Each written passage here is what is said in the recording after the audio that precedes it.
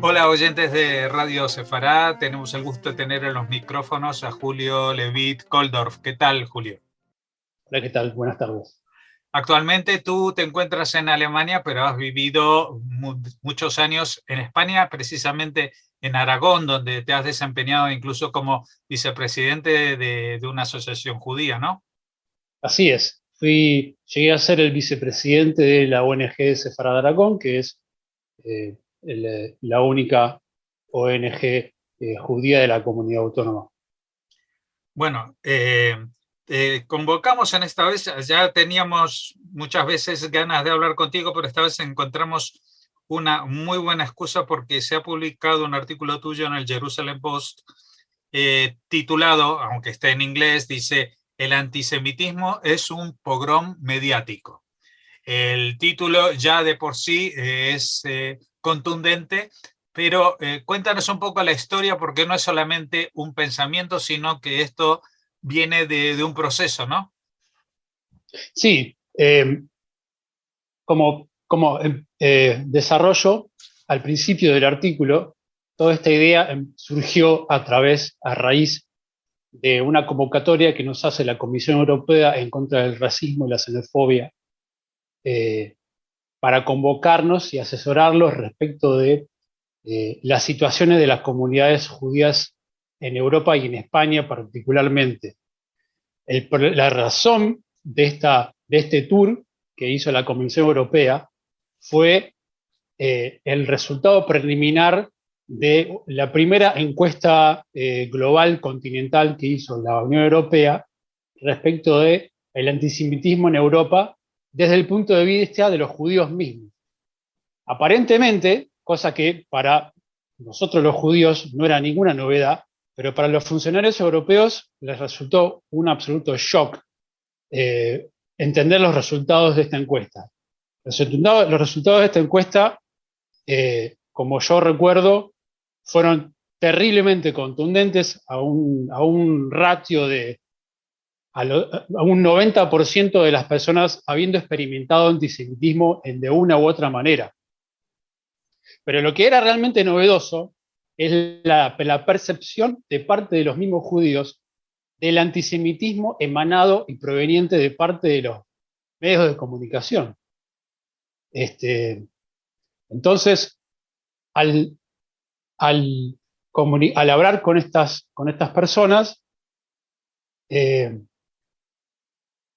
durante la discusión incluso llegué a darle forma a una idea sobre cómo operan, cómo es que opera este antisemitismo mediático. Y la realidad es que es la demostración de que no solamente que el antisemitismo está vivo, coleando y trabajando, sino que es rentable, que genera ganancias. ¿Por qué?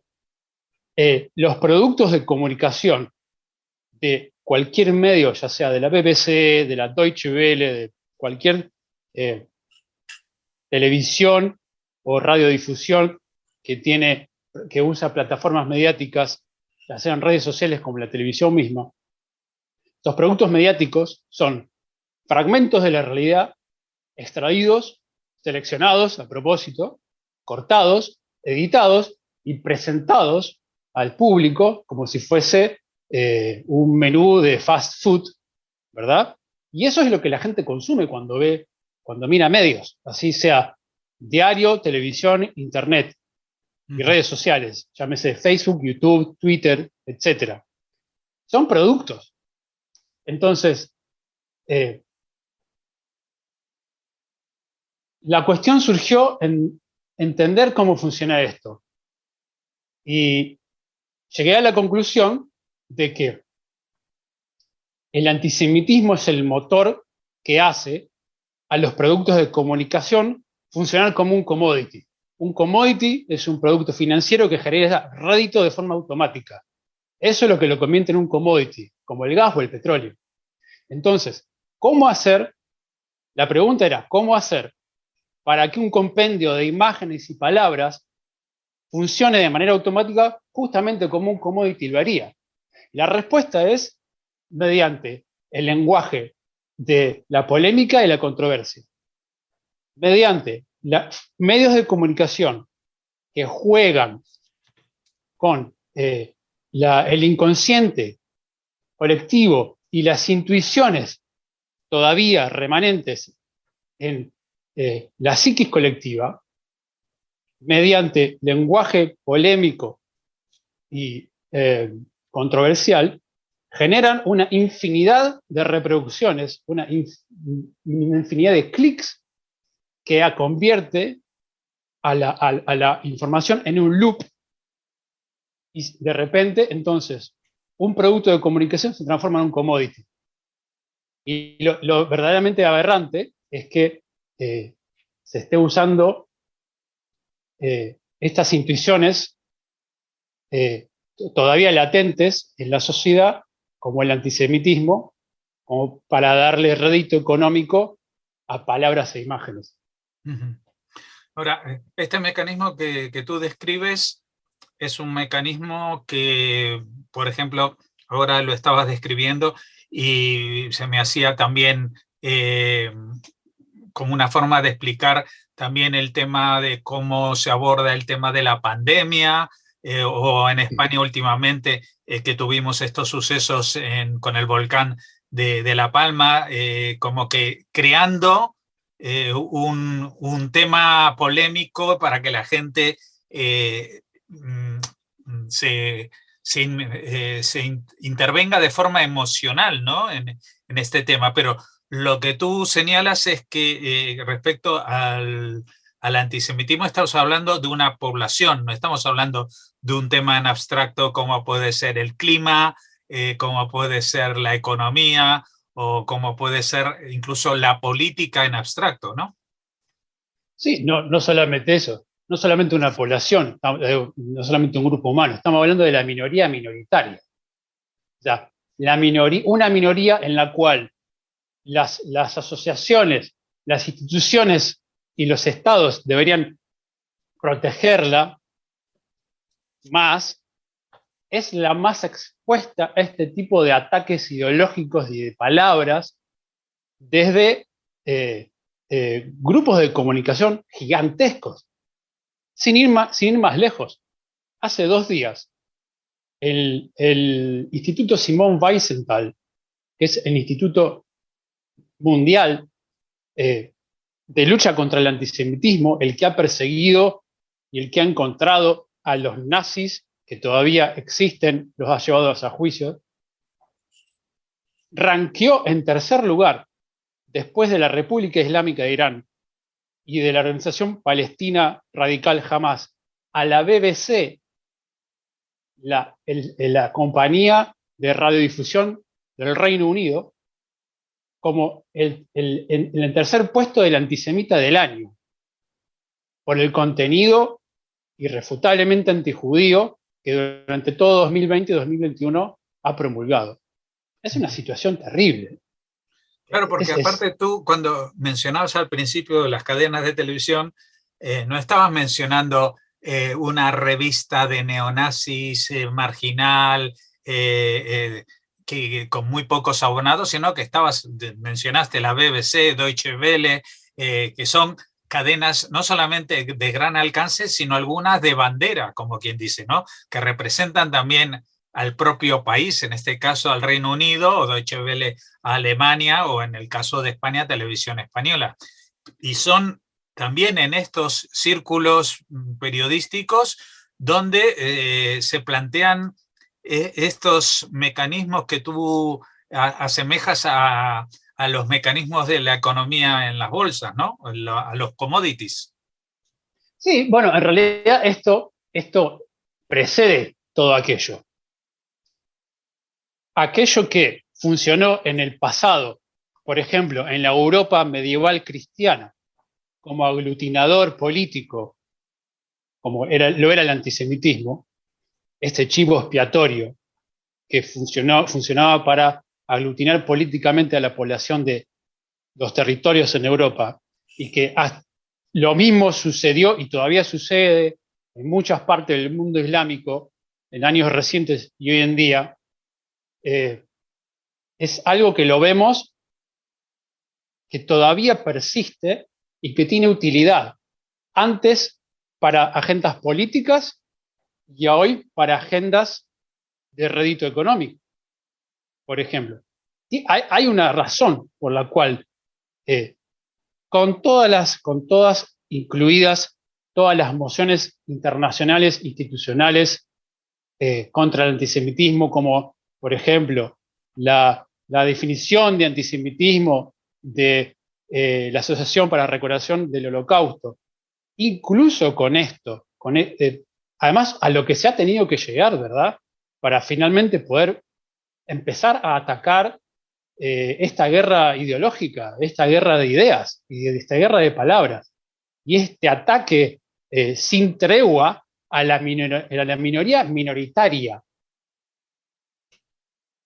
Lo cual es, a ver, es un escenario realmente escalofriante, viste, considerando, yo explico que el pogrom mediático lo que ha causado es una generación entera de líderes, de intelectuales, de líderes políticos que basan sus decisiones intelectuales y sus decisiones políticas en narrativas mediáticas que nada tienen que ver con la verdad factual y con la historia. Nada. Y además, incluso encontrando, me ha pasado en persona, encontrando una reacción hostil ante la respuesta, ante la proyección de, bueno, esta es la realidad factual, esto es lo que ha sucedido. Esto es lo que pasó en 1948, esto es lo que pasó en la Guerra de los 6 Días, esto es lo que pasó en la Guerra de Yom Kippur, por esto pasó la Intifada 1, la Intifada 2, las guerras de Gaza, y así todo. La reacción hostil, la negativa, tal cual la frase de Goebbels, ¿no? Miente, mente que algo quedará. Parece que es más fácil mentirle a uno que convencerlo a uno que le han mentido. Y así, tal es el caso de que, bueno, España, como caso paradigmático, que hemos tenido un vicepresidente el cual estoy hablando con nombre y apellido, me estoy refiriendo a Pablo Iglesias, un personaje el cual se ha pasado por cuanto medio logró,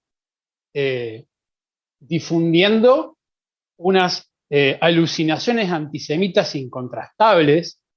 No solamente eso, estamos hablando de una persona de que fue empleado público de la empresa de radiodifusión del régimen iraní, de un país el cual ha llamado públicamente a la solución final 2.0. Una persona que, mientras se paseaba por los medios de comunicación, ha llegado a decir que el Holocausto fue un traspié burocrático, que el lobby judío controla Estados Unidos, que los judíos complotan globalmente para hacer caer a los gobiernos de izquierda. O sea, una persona que ha llegado al poder, a la vicepresidencia de una potencia europea. A ver, para nosotros los judíos es una situación muy compleja de entender y de vivir en el pensar primero, cómo hay gente que llega a las máximas instancias de la academia y a las máximas instancias del poder, que están tan lobotomizados como la juventud hitleriana lo estaba, justificándose con argumentos de vuelta, como si la historia reciente de 1945 hasta hoy nunca hubiese existido. Pensar en una realidad, imaginar, ¿cómo sería de vuelta imaginar una realidad en donde de vuelta líderes al comando de potencias globales organicen la política en contra de los judíos colectivamente? Entonces, por eso digo que las consecuencias de este pogrom mediático son serias, son muy serias. Y yo reconozco que la adopción internacional por cada vez más instituciones y países de la definición del antisemitismo, de acuerdo a la Comisión por la Recordación del Holocausto, es un muy buen paso. Es una excelente política, pero muy tarde, porque el daño está hecho. El daño está hecho y tenemos, por ejemplo, ¿cómo podemos olvidar a Jeremy Corbyn, candidato a primer ministro de la potencia europea militar por excelencia? ¿Cómo hubiese sido imaginar la realidad con una persona que es un recalcitrante antisemita que se ha negado rotundamente a reconocer denuncias internacionales y pedidos internacionales de disculpa por sus imperdonables posturas antijudías? Entonces yo creo que este pogrom mediático ha penetrado y ha calado, y que es difícil, y que la responsabilidad siempre ha sido nuestra como comunidad global, y digo judía e israelí porque Israel es la representación global del pueblo judío, es la aspiración global del pueblo judío, de todos estos años, de todas estas décadas, de adoptar esta estrategia de decir, bueno, después de la guerra del 48, después de la guerra de los 6 días, después de la guerra del 73, la comunidad internacional vio realmente lo que era el panarabismo, vio realmente lo que querían los países árabes. Asesinan a todos los judíos de nuevo. Entonces, fue un error, craso error, de la comunidad judía internacional, decir, bueno, vamos a dejar que los locos griten, de todas maneras nadie los va a escuchar. Craso error estratégico, porque al final lo que ha sucedido es que a los que han escuchado son a ellos. Y nosotros, como comunidad mínima, ínfima, minoritaria, hay una razón por la cual los judíos, la comunidad judía de Israel, está en el centro de la historia. Nosotros no nos pusimos allí voluntariamente. Los medios nos ponen ahí. Los intereses políticos nos ponen allí. Hay una razón por la cual nos ponen allí. Y entiendo yo que el trasfondo es todo este movimiento de polémica y controversia para darle rédito a alguna causa. Bueno, no tenemos más que recomendarles a aquellos que lean inglés, que recuperen esta edición del Jerusalem Post del 22 de diciembre con este artículo de Julio Levit Koldorf para abordar y seguir abordando este tema que quisimos traer porque si bien se habla mucho sobre antisemitismo, sobre la vigencia, el auge del antisemitismo en estos tiempos, pues queríamos compartir con los oyentes este enfoque, ¿no? de cómo un odio puede transformarse en una materia prima que cotice de alguna manera en el mercado no solamente de las ideas, sino de la propia economía europea, al menos en el sector de los medios de comunicación, y que puede explicar muchas de las situaciones que estamos viviendo en los últimos días. Te agradecemos, Julio, que nos hayas atendido. Esperamos volver a tenerte por aquí en España dentro de poco. Nos has contado que estás actualmente en Düsseldorf, pero que tu intención es volver aquí, ¿no? Ojalá sí fuese. Bueno, pues hasta entonces, muchas gracias por habernos atendido. Un gusto, como siempre.